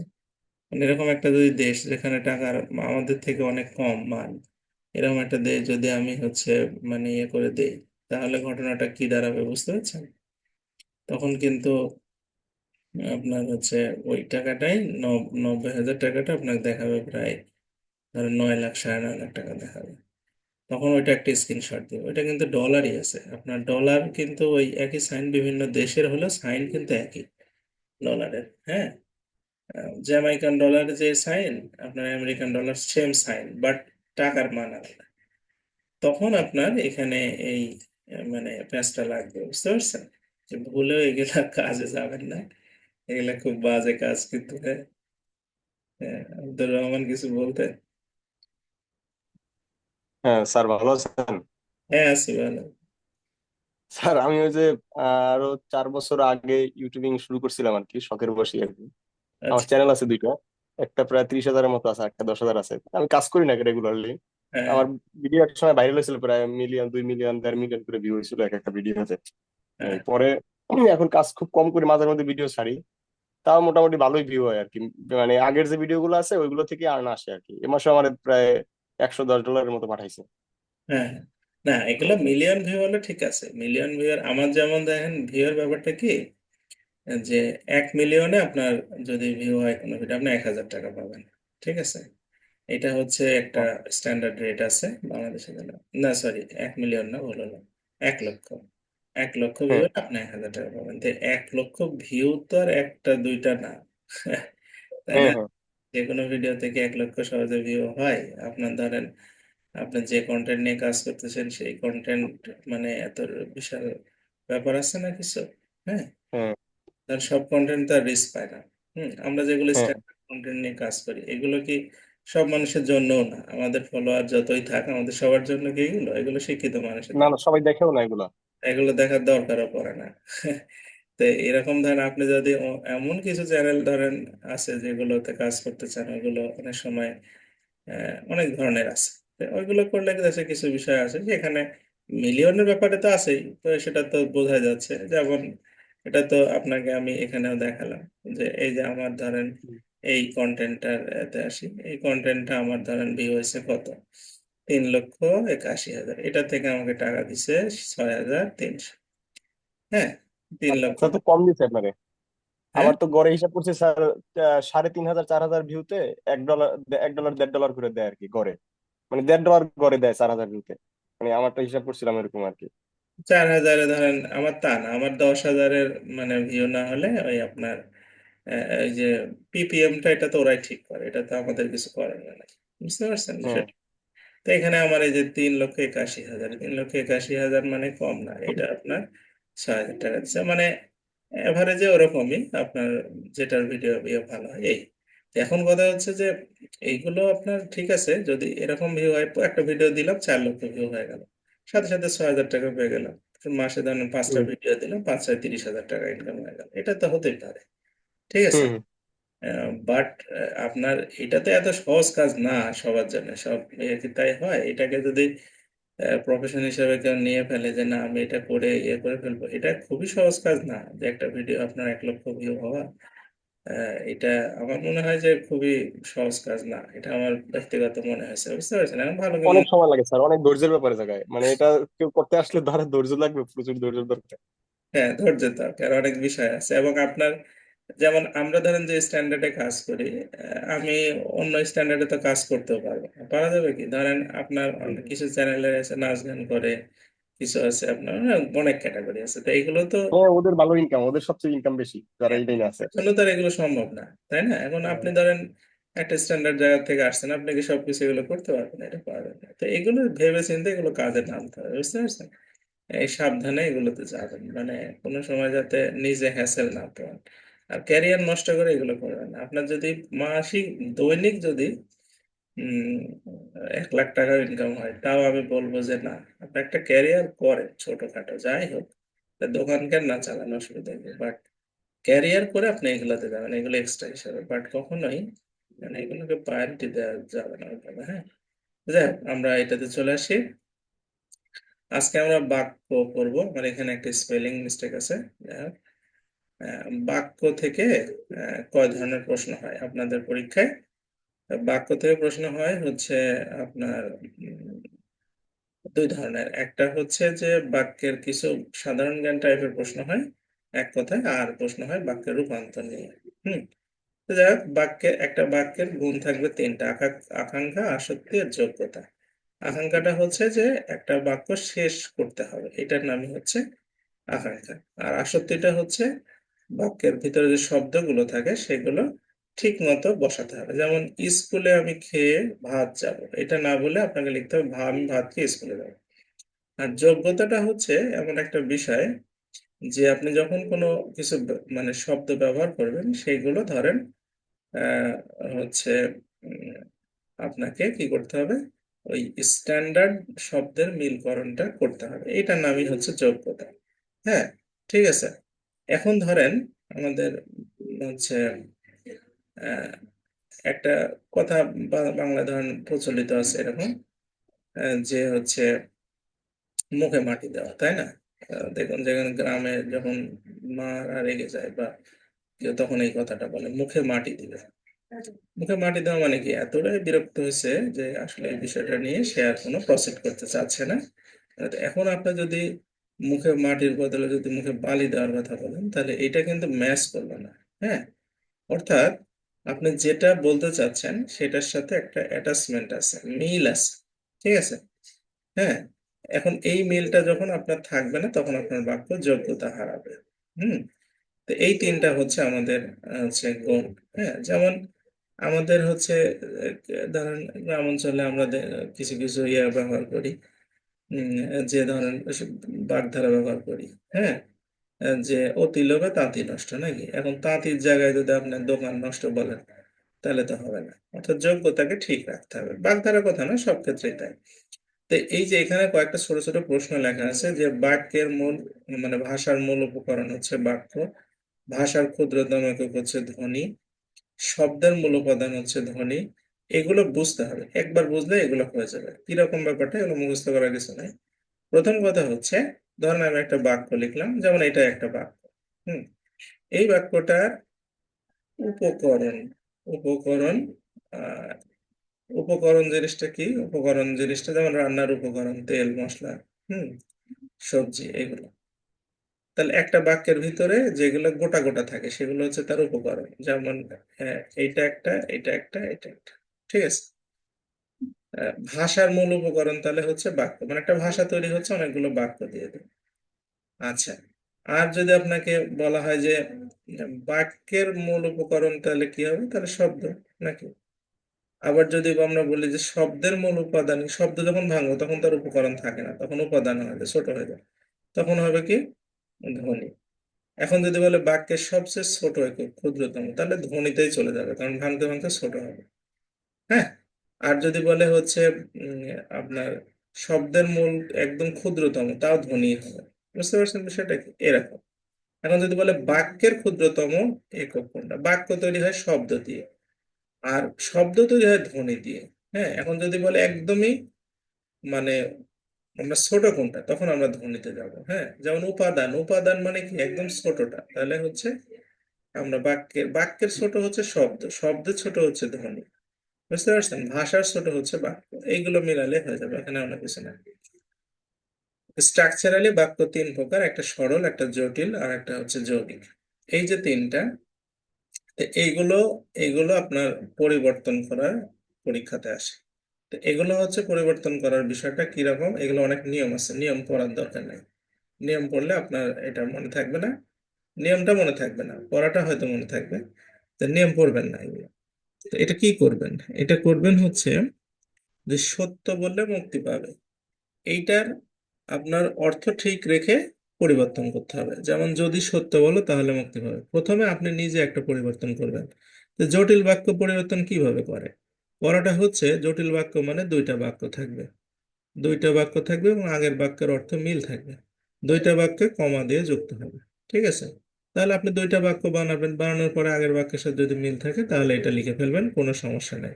একদম বইয়ের সাথে হুবহু মিলতে হবে তা না। যেমন ভালো ছেলেরা শিক্ষকের আদেশ পালন করে, তাহলে যারা ভালো ছেলে তারা শিক্ষকের আদেশ পালন করে। হুম, তাহলে আমরা দুইটা বাক্য করে ফেলছি। হ্যাঁ, এইভাবে আপনাকে প্র্যাকটিস করে যেতে হবে, নিয়মের বাইরে যাওয়াই ভালো, এখানে নিয়ম না পড়াই ভালো। আচ্ছা, সরল ও যৌগিক বাক্য রূপান্তর যেটা, সেটা হচ্ছে ওই একইভাবে এগুলো পড়বেন, এগুলো পড়ে ফেলবেন, এগুলো তেমন ভাবে না। যদি আমরা জটিল বাক্যে আসি, মানে কম্পাউন্ড, কি বলে আপনার হচ্ছে যৌগিক বাক্য, কম্পাউন্ড সেন্টেন্স, কম্পাউন্ড সেন্টেন্সের বৈশিষ্ট্য কি, কম্পাউন্ড সেন্টেন্সটা হচ্ছে দুইটা আপনার স্বাধীন বাক্য এক জায়গায় হবে। হ্যাঁ, যেমন ধরেন হচ্ছে মেঘ গর্জন করলে ময়ূর নৃত্য করে। ঠিক আছে, এটা সরল বাক্য, তাহলে মেঘ গর্জন করে তবে ময়ূর নৃত্য করে, মানে অ্যান্ড বাট অর, অর্থাৎ এন্ড মানে হচ্ছে এবং, বাট মানে হচ্ছে কিন্তু, অর মানে অথবা, এইগুলো দিয়ে যুক্ত করতে হবে। তাহলে আপনার হচ্ছে এই বাক্য পরিবর্তন হয়ে যাবে। তো এখানে আমার বেশি না, মোটামুটি গোটা 20-25টা উদাহরণ আছে, এর মধ্যে থেকে রূপান্তর আসলে এর মধ্যে থেকে আসে, এর বাইরে আসে না। আচ্ছা, এগুলো একটু রিডিং করলেই হবে, এগুলো তেমন মানে কোনো নিয়ম শিখতে যাবে না, জাস্ট এই কয়েকটা জিনিস খালি একবার রিডিং করবেন, দেখবেন মাথায় থেকে গেছে।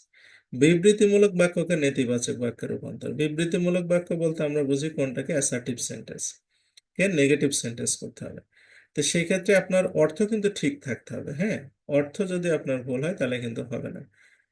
যেমন তবু না বলা কথাটি সবাই মেনে নেয়, এখন যদি আপনি এটা নেগেটিভ করেন যে তবু না বলা কথাটি সবাই মেনে নেয় না, তাহলে কিন্তু হলো না। হ্যাঁ, তাহলে হলো না। ঠিক আছে, তাহলে আপনাকে এখানে হচ্ছে বলতে হবে কি, তবু না বলা কথা সবাই মেনে না নিয়ে পারে না, তাইলে আপনার নেগেটিভ হলো, মিনিং ঠিক থাকলো, বুঝতে পারছেন? হ্যাঁ, যেমন হচ্ছে যদি বলে যে সে ভাত খাবে, এটাকে আপনার নেগেটিভ করতে হবে, আপনি লিখে দিলেন সে ভাত খাবে না, তাহলে কিন্তু হলো না। এটা লিখতে হবে সে ভাত ছাড়া অন্য কিছু খাবে না, তাইলে আপনার দেখবেন সুন্দর হচ্ছে মিলে যাচ্ছে। হ্যাঁ, যেমন যদি হচ্ছে আহ, আপনাকে যদি বলা হয় যে সে থাকবে, এটার কি নেগেটিভ হতে পারে বলেন তো, এটা নেতিবাচক কি হবে, সে থাকবে, এটা যদি আমরা নেতিবাচক করি তাহলে এটা কি উত্তর হতে পারে?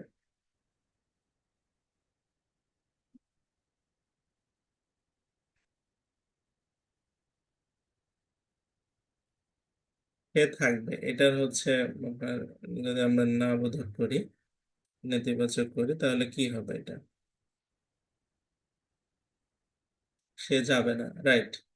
সে যাবে না, হ্যাঁ সে যাবে না, এটা কিন্তু দেখেন মিনিং ঠিক আছে, এই মিনিং ঠিক থাকলে হবে, আপনার যেমন সে যেতে পারবে না একই কথা, এই মানে আপনার মিনিং ঠিক থাকতে হবে, বুঝতে পারছেন? মিনিং ঠিক না থাকলে এটা মানে ওই অনেকে নেগেটিভ করে বাট মিনিং এর ক্ষেত্রে খেয়াল করে না, তখন আপনার হচ্ছে এটা ভুল হয়ে যায়। ঠিক আছে,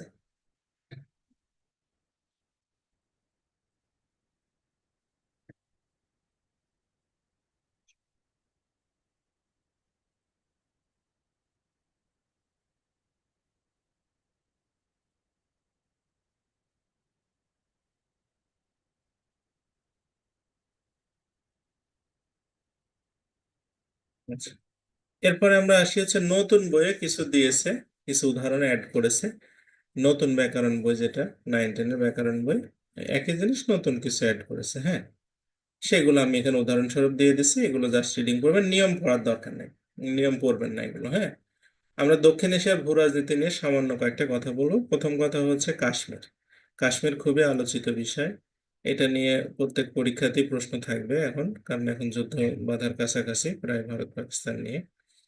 এটা নিয়ে আসলে ইন্ডিয়া তো অনেকটা ধরেন টোটালি আপনার হচ্ছে ইন্টারন্যাশনাল যে পলিটিক্স সেটাতে ইন্ডিয়া অনেকটা এক্সপার্ট আর কি বলা যায়।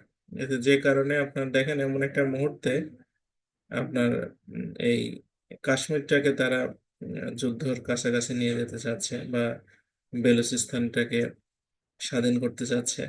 এগুলোর অনেক ভূরাজনৈতিক ব্যাপার আছে, এগুলো যারা বোঝে না তারা আসলে এগুলো বুঝতেও পারবে না। শুধু শুধু মানে ব্যাপারটা হচ্ছে কি, বাংলাদেশটা যখন ধরেন ইন্ডিয়ার আহ, এক ধরনের আউট অফ কন্ট্রোলে চলে গেছে বলা যায়। হ্যাঁ, মানে এটা তখন ইন্ডিয়া এখান থেকে পাকিস্তান এটার সুযোগ নিতে পারে, নিবে না তার কোনো মানে কথা নাই, নিতে পারে। এরকম একটা প্রোপাগান্ডা আছে, চলছে, বা পাকিস্তানের সাথে আমাদের সম্পর্ক উন্নয়ন হয়েছে, পাকিস্তান তাদের চিরশত্রু, তাই না? এখন সেটা ইন্ডিয়া যে কাজটা করলো, তাহলে তাদেরকে অন্য জায়গায় ব্যস্ত রাখতে হবে। তো ব্যস্ত কোথায় রাখবে? আর ব্যস্ত রাখা যায়, কারণ এইদিকে যদি পাকিস্তান ঢুকে পড়ে, চায়না যদি এইদিকে একসাথে দুইটা দেশ ঢুকে পড়ে, তাহলে তাদেরকে মোকাবেলা করা কঠিন। তাহলে কি করণীয়? পাকিস্তানকে একটা কাজে ব্যস্ত রাখতে হবে, আর চায়নাকে মোকাবেলা করতে হবে। হুম। তো এটা ডিফারেন্ট পলিসি। তো এই জন্য তারা কি করলো, বেলুচিস্তানে যারা বিদ্রোহী তাদেরকে টাকা পয়সা দিল, দিয়ে তাদেরকে ওখানে ব্যাস, ওরা ওখানে পাকিস্তান মিলিটারিকে যাতে ওখানে ব্যস্ত রাখা যায়, রাজনীতিকে ওখানে ব্যস্ত রাখা যায়, ওখানে ইনভেস্ট করা শুরু করে দিল। পাশাপাশি আপনার হচ্ছে কাশ্মীর নিয়ে আবার ট্যাঙ্ক ট্যাঙ্ক নিয়ে যা হাজির হলো, যাতে তারা ওইদিকেই চাপে থাকে, বাংলাদেশের প্রতি ফোকাসটা না দেয়। হ্যাঁ, মানে ব্যাপারটা এরকম। তো যাক, এগুলো ভূ রাজনৈতিক ব্যাপার। হুম। অনেকে এগুলো না বুঝে অনেক বিষয়ে করে। তো এই কাশ্মীর বিষয়টা হচ্ছে, আমাদের কাশ্মীর আগে তো যখন ভারত পাকিস্তান ভাগ হয়, তখন কাশ্মীরটা ছিল হচ্ছে মূলত মুসলিম সংখ্যাগরিষ্ঠ একটা অঞ্চল। হুম। এটা হচ্ছে ট্যাক্স পেইং একটা রাজ্য ছিল, এটা আপনার ব্রিটিশদেরকে ট্যাক্স দিয়ে চলতো তারা।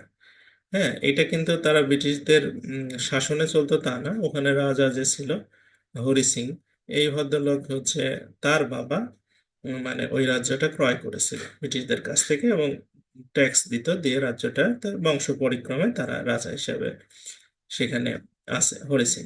সংখ্যাগরিষ্ঠ মুসলিম জনসংখ্যা ছিল, কিন্তু মুসলিম জনসংখ্যা থাকা সত্ত্বেও তারা কখনো রাজার বিরুদ্ধে কোনো ওইভাবে প্রতিবাদও করেনি, বা করলেও খুব সামান্য যারা করছে। তো এখন কাহিনী যেটা দাঁড়ায় গেল, সেটা হচ্ছে যে একটা দেশ যখন আপনার রাজা থাক প্রজা থাক সবাই যদি শান্তিপূর্ণভাবে থাকে, তাহলে তো কোনো সমস্যা হয় না। সে কোন ধর্মে বর্ণ, এগুলো তাদের প্রবলেম হয় না। প্রবলেমটা যখনই হয় যখন কোনো ইন্টারফেয়ার হয় তখন। জনগণও ওইভাবে কখনো ভাবেনি, রাজা ওইভাবে কখনো ভাবেনি। যখন 47-এ দেশভাগ হয়ে গেল, তখন কাশ্মীরে আপনার হচ্ছে মূলত আহ, হচ্ছে কাশ্মীরের আহ, এই মানে কিছু লোকজন প্রতিবাদ করলো রাজার বিরুদ্ধে, যে আমরা হচ্ছে এই রাজার শাসন চাই না, আমরা মুসলিম সংখ্যাগরিষ্ঠ, সুতরাং আমরা লাহোর প্রস্তাব অনুসারে ভারত পাকিস্তানের সাথে যোগ দিতে চাই। তো পাকিস্তান এর সাথে যোগ দিতে চাই যখন, এরকম একটা আওয়াজ ওঠালো, পাকিস্তান তখন এটাকে আপনার সাপোর্ট করে। এবং প্রথম যে 47 সালে দেশভাগ হয়, 47 সালে তখন হচ্ছে পাকিস্তান মিলিটারি এটাকে আপনার অকুপাই করার জন্য আর কি মিলিটারি ফোর্স ওখানে নিয়ে চলে আসে। বাট এখানে কাহিনী যেটা দাঁড়াই গেল, সেটা হচ্ছে মেজরিটি কিন্তু তখন চাচ্ছিল যে কাশ্মীর স্বাধীন অবস্থায় থাক। কিছু জনগোষ্ঠী চাচ্ছিল যে আপনার কাশ্মীরকে পাকিস্তানের সাথে যুক্ত করে দেয়, আর যারা হিন্দু ছিল ওখানে তারা চাচ্ছিল এটা ভারতের সাথে অ্যানেক্স হয়ে যায়। তো যাই হোক, ভারতের সাথে অ্যানেক্স হওয়ার কোনো যৌক্তিকতা ওখানে ছিল না। কারণ হচ্ছে ওইটা যেহেতু ছিল আপনার আহ, মুসলিম সংখ্যাগরিষ্ঠ রাষ্ট্র, আর লাহোর প্রস্তাবে বলা ছিল যে মুসলিম সংখ্যাগরিষ্ঠ রাষ্ট্রগুলো নিয়ে মানে পাকিস্তান সৃষ্টি হবে আর কি। একাধিক রাষ্ট্র হবে, সের মধ্যে পাকিস্তানি আর কি হবে, এই তো। যাই হোক, কিন্তু এই হরি সিং এইটা স্বাধীন থাকতে চেয়েও পারেনি। পাকিস্তানিরা মিলিটারি যখন মুভ করে, তখন হরি সিং ভারতের সহযোগিতা চায়, যে আমাকে এখানে হেল্প করেন আমার রাষ্ট্র টেকানোর জন্য। তো বল্লভভাই প্যাটেল ছিল সেই সময় হচ্ছে স্বরাষ্ট্রমন্ত্রী। তা সে তো এটা আপনার নর্মালি হেল্প করেনি, হরি সিং এর সাথে একটা চুক্তি করে। চুক্তিটা হচ্ছে, আমরা যদি আপনাকে হেল্প করি, দ্যাট মিন তার বিনিময়ে এই কাশ্মীরকে ভারতের সাথে অন্তর্ভুক্ত করতে হবে। এবং সেই রাজা সেই চুক্তিতে রাজি হয়, এবং হচ্ছে 47 সালে 26শে অক্টোবর ভারতের মিলিটারি কাশ্মীরে ঢুকে পড়ে। এবং ওখানে পাকিস্তানের মিলিটারি আগে থেকে ছিল, তাদের ভিতরে যুদ্ধ হয়, এবং সেটাই প্রথম পাক ভারত যুদ্ধ। এবং সেখানে আপনার 49 সালে জাতিসংঘের মাধ্যমে আপনার হচ্ছে ইয়ে হয়, ওখানে যুদ্ধবিরতি কার্যকর হয়। পরবর্তীতে 1972 সালে এসে আমাদের যখন এই যে বাংলাদেশ মানে পাকিস্তান যখন যুদ্ধটা হচ্ছিল, তখনও কিন্তু ওই আপনার ইয়াহিয়া খান কিন্তু একটা ভুল করে। সেটা হচ্ছে ওই পাকিস্তানের আপনার ওই অঞ্চলে আক্রমণ করে, মানে ও একটা পলিসি নিয়েছিল জেনারেল হিসেবে যে ভারতকে ব্যস্ত রেখে এদিকে যাতে ছেড়ে দেয় কিনা। কিন্তু এটা আসলে হিতে বিপরীত হয়। তখন আপনার কাশ্মীরের অনেকটা জমি ভারত সেই সময় দখল করে নিছে 72 সালে, মানে পাকিস্তানের কাছ থেকে। মানে আগে যতটুকু পাকিস্তানের নিয়ন্ত্রণে ছিল তার অনেক অংশটাই অনেকটা মানে আপনার ভারতের কাছে এখন অ্যাবাউট 60%-এর উপর ল্যান্ড আছে ওখানে। মানে ওই ওই যুদ্ধের সময় 72 সালে যুদ্ধে, মানে 71 সালের যুদ্ধে আরো বেশি অংশ নিয়ে নেয়। আগে তো কম ছিল। তারপরে 72 সালে যে সিমলা চুক্তি হয়, এবং সেই সিমলা চুক্তির পরে মাঝখান দিয়ে একটা লাইন টানা, যেটাকে বলে এলওসি, লাইন অফ কন্ট্রোল। এই সীমানা বরাবরই দুই দেশ মানে তাদের কাশ্মীরকে দুই ভাগ করে, ভারতীয় অংশের যেটা সেটা দুইটা ভাগ, একটা হচ্ছে জম্মু কাশ্মীর, একটা হচ্ছে লাদাখ। আর আপনার হচ্ছে পাকিস্তান অংশে যেটা চলে গেছে, আর সেটার নাম হচ্ছে আজাদ কাশ্মীর। আর আপনার চীনকে পাকিস্তান আবার কিছু অংশ গিফট করছে বন্ধুকে, ওই গিফট করা অংশের নাম হচ্ছে আকসাই চীন। ঠিক আছে। তো যাই হোক, এই 1962 সালে আমরা হচ্ছে উম, চীন ভারত একটা যুদ্ধ হয়েছিল, এটা একটু পড়বেন। এখন লাইমলাইটে আছে। সেটা হচ্ছে যে ওই আকসাই চীনকে নিয়ে, হ্যাঁ, মানে লাদাখ যে অঞ্চলটা ভারতের, সেটাকে চীন চায় তাদের অন্তর্ভুক্ত করতে। এই কারণেই হচ্ছে আপনার এটা হচ্ছে তাদের বিরুদ্ধে যুদ্ধ হয়, এবং জনসন লাইনের মাধ্যমে একটা লাইন টানা হয়, সেই লাইনের মাধ্যমে দুইটা দেশকে আলাদা করা হয়। 1914 সালে অরুণাচল প্রদেশ নিয়ে অরুণাচল প্রদেশে এসে আবার চীন কিন্তু এখানে ভারতের সাথে যুদ্ধে না পেরে আবার অরুণাচল প্রদেশের মাঝখান দিয়ে যে ম্যাকমোহন লাইন, এটা কিন্তু মেনে নিয়েছে। যদিও বা অরুণাচল প্রদেশকে চীন তাদের নিজস্ব অংশ বলে দাবি করে। হ্যাঁ। আবার তিব্বত, যেটা তিব্বতের একটা বিস্তারিত ইতিহাস আছে। তিব্বত কিন্তু চীন দখল করে ফেলছে। হ্যাঁ। তিব্বতের তিব্বত আগে স্বাধীন রাষ্ট্র ছিল। চীন এটা দখল করে ফেলে 1951 সালে, বেশি দিন আগের ঘটনা না, 50-75 বছর আগের ঘটনা। ঠিক আছে। এই তিব্বতকে তিব্বতের যে শাসক দালাই লামা ধর্মীয় নেতা ছিল, সে এসে ভারতে আশ্রয় গ্রহণ করে, যেমন আমাদের এখন ঘটনা ঘটছে। আপনার শেখ হাসিনা আশ্রয় গ্রহণ করছে, এটা নিয়ে আপনার চীন এবং ইন্ডিয়ার মধ্যে একটা সম্পর্ক খারাপ হয়। হ্যাঁ। তো 1962 সালে চীনই আক্রমণ করে আর কি ভারতে, হ্যাঁ, এগুলো নিয়ে। এবং হচ্ছে এই 62 সালের যুদ্ধে আপনার চীন কিন্তু জয়ী হয়। হ্যাঁ, মোটামুটি হচ্ছে জয়ী হওয়ার পরে এই আকসাই চীনের অঞ্চলেও কিছু অংশ, ওই যে পাকিস্তান তাদেরকে গিফট করছিল, ওই অঞ্চলটার সাথে কিছু অ্যানেক্স করে নেয়। আর আপনার এই পরবর্তীতে কোনো একটা অজানা কারণে, এটাকে ওইভাবে বলা যায় না, সেটা হচ্ছে অরুণাচল যেটা, এইটা কিন্তু হচ্ছে এই জায়গাতে আবার পাকিস্তানের চীনের যে আর্মি ব্যাক করে। হুম। কি কারণে ব্যাক করে এখনো এগুলোর কোনো ইতিহাস নাই। ওরা ব্যাক করে এবং অরুণাচলটা ভারতকে ছেড়ে দিয়ে চলে যায়, যদিও বা তারাও সেখানে ভালো পজিশনে ছিল। তো যাই হোক, এই এই দুইটা দেশের মধ্যে একটা লাইন টানা হয়, লাইন অফ অ্যাকচুয়াল কন্ট্রোল, যেটা এলএসি বলে। ওটা পাকিস্তানের সাথে আছে এলওসি, আর এদের সাথে আছে এলএসি। হুম। আচ্ছা, 65 সালে পাক ভারত যুদ্ধ হয় কাশ্মীর প্রশ্নে। হ্যাঁ। 65 সালের যুদ্ধে আপনার আহ, সেই সময় হচ্ছে আইয়ুব খান ছিল পাকিস্তানের প্রেসিডেন্ট, আর ভারতের প্রাইম মিনিস্টার ছিল হচ্ছে লাল বাহাদুর শাস্ত্রী। তারা হচ্ছে তাশখন্দ, উজবেকিস্তানের তাশখন্দে একটা চুক্তি স্বাক্ষর করেন 1966 সালের 10 জানুয়ারি। এটার মাধ্যমে যুদ্ধটা বন্ধ হয়। ঠিক আছে। 67 সালে চীন ভারত একটা যুদ্ধ হয়, বেশি দিন হয়নি। এটা অবশ্য সিয়েচান নিয়ে একটা মানে হচ্ছে ভারতের সিয়েচান নিয়ে দ্বন্দ্ব আছে আপনার এর সাথে, চায়নার সাথে। আর আপনার কার্গিল নিয়ে ভারত পাকিস্তান একটা যুদ্ধ হয়েছে, যে কার্গিলে আপনার পাকিস্তানি থেকে পাকিস্তানি জঙ্গি এবং হচ্ছে মিলিটারিরা কার্গিল পাহাড়ের উপরে উঠে ভারতে অ্যাটাক করে, তারপর ওখানে একটা যুদ্ধ হয়। তো যাই হোক, এইগুলো একটা জাস্ট নামগুলো পড়বেন। ভারতের এই যে কাশ্মীরের যে বিশেষ মর্যাদা রদ করা হয়েছে 2019 সালে সংবিধানে 370 যে অনুচ্ছেদ ছিল যেখানে বলা হয়েছিল যে তাদেরকে স্বায়ত্তশাসন দেওয়া হবে, এটা বিজেপি সরকার তুলে দিচ্ছে সংবিধান থেকে, দিয়ে জম্মু এবং কাশ্মীর হচ্ছে ও লাদাখ এই অঞ্চলটাকে কেন্দ্রশাসিত অঞ্চলের সাথে প্রেসিডেন্সিয়াল রুলিং জারি করছে ওখানে। হ্যাঁ, আচ্ছা। এরপরে ডোকলাম নামে একটা জায়গা আছে, এটা নিয়েও খুবই আলোচনা হয়, সবসময় আলোচিত থাকে। এটা হচ্ছে চীন, ভুটান আর ভারত সীমান্তে। এখানে কিন্তু ভারতের কোনো স্বার্থ ছিল না, এটা ভুটান আর চীনের মধ্যে একটা দ্বন্দ্ব ছিল। ভুটান এটা নিজেদের বলে দাবি করে, চীন ওটা নিজেদের বলে দাবি করে। পরে ভুটান সেখানে অনুরোধ করলে ভারত সেনা পাঠায় এবং ত্রিপক্ষীয় একটা উত্তেজনা হয়। বর্তমানে এটা অবশ্য সাইলেন্ট আছে। আচ্ছা, সামরিক শক্তির ব্যাপারে এখানে আমরা চলে আসি। যে আমাদের পৃথিবীর কিছু কিছু দেশে আছে যেখানে কোনো মিলিটারি ফোর্সেস নাই, এগুলো ওদের দরকারও হয় না, ছোট দ্বীপ রাষ্ট্র, ওখানে এগুলো মিলিটারি ফোর্স, কারণ ওদের যেমন আপনার এই যে পালাও হচ্ছে, তারপরে ডোমিনিকা, ভ্যাটিকান সিটি, মার্শাল দ্বীপপুঞ্জ, সলেমান দ্বীপপুঞ্জ, পাপুয়া নিউ গিনি, হ্যাঁ, এরকম ছোট ছোট যে দেশগুলো আছে যেগুলোর মানে পার্মানেন্ট সেনাবাহিনীর দরকার হয় না, ঠিক আছে। আচ্ছা, আর হচ্ছে আপনার পারমাণবিক শক্তিধর দেশ আছে পৃথিবীতে কয়টা? যুক্তরাষ্ট্র, যুক্তরাজ্য, রাশিয়া, ফ্রান্স, চীন, ভারত, পাকিস্তান, উত্তর কোরিয়া। হুম, তো সবচেয়ে ঝুঁকিতে আছি কিন্তু আমরাই। হ্যাঁ, কারণ চীন, ভারত এবং পাকিস্তান তিনটাই হচ্ছে বৈরী দেশ, এবং এশিয়া মহাদেশের আপনার এই তিনটা দেশই কিন্তু হচ্ছে পারমাণবিক শক্তিধর দেশ। খুবই বাজে একটা অবস্থা। এবং কোরিয়া, আমাদের উত্তর কোরিয়া, এই এক পাগলা আছে পাশে। তো এই ধরেন এই চার চার পাগলাই আমাদের পাশেই পড়ছে, ডানে বায়ে দিয়ে। হ্যাঁ, আর ইউরোপে আপনার দেখেন ফ্রান্স, রাশিয়া, যুক্তরাজ্য, ওরা তিনজন। হ্যাঁ, তো ওই ইউরোপও কিন্তু খুব বেটার ঝুঁকিতে আছে। আর যুক্তরাষ্ট্র এদিক দিয়ে খুবই চালাক, ওই মানে ও কিন্তু একাই একদিকে আছে, ওর কোনো রিস্ক নেই, কিছুই নেই। আচ্ছা,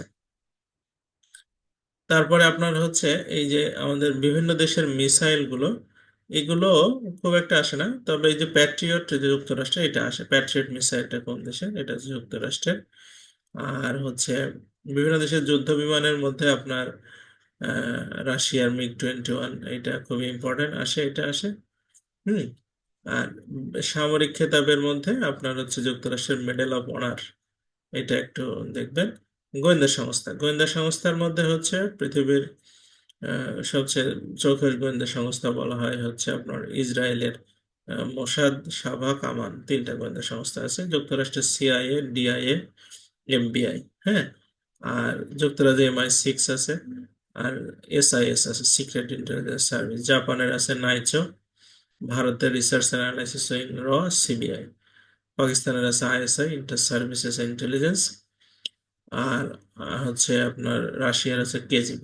এগুলো পড়লে কমন পড়ে। হ্যাঁ, ইন্টারপোল নামে একটা সংস্থা আছে যেটার পূর্ণ হচ্ছে ইন্টারন্যাশনাল ক্রিমিনাল পুলিশ অর্গানাইজেশন। এটা ফ্রান্সের লিওতে সদর দপ্তর অবস্থিত, 1923 সালে প্রতিষ্ঠিত। এইটুকু তথ্য পড়লেই হবে। হ্যাঁ, তো এইগুলো জেনারেল নলেজ সহ অঙ্কগুলো আজকে করে ফেলেন। আমাদের আজকে সিলেবাস মোটামুটি এটুকুই ছিল। আমরা আগামী ক্লাসে আপনার আলোচনা করব হচ্ছে আহ, এই হচ্ছে এই যে এই ছোট ছোট যে চ্যাপ্টার গুলো আছে, বাংলা পারিভাষিক শব্দ, লিঙ্গ, বচন, উপসর্গ, এগুলো আলোচনা করে লগের কয়েকটা বিষয় আছে সেগুলো করে আমরা জেনারেল নলেজটা শেষ করে রাখবো। আর প্রকৃতি প্রত্যয়, বিরাম চিহ্ন এবং জ্যামিতি ঈদের পর থেকে আশা করি। ঈদের আগে মনে হয় আর সময় হবে না। হ্যাঁ, কারণ অনেকে চলে যাবে। আমরা সামনের বুধবারে ক্লাসটা নিয়ে আশা করি ঈদের পরে থেকে আবার এই উৎপাদক থেকে আবার শুরু করবো। হ্যাঁ, তাই ঠিক আছে, আজকে এই পর্যন্তই থাক আলোচনা।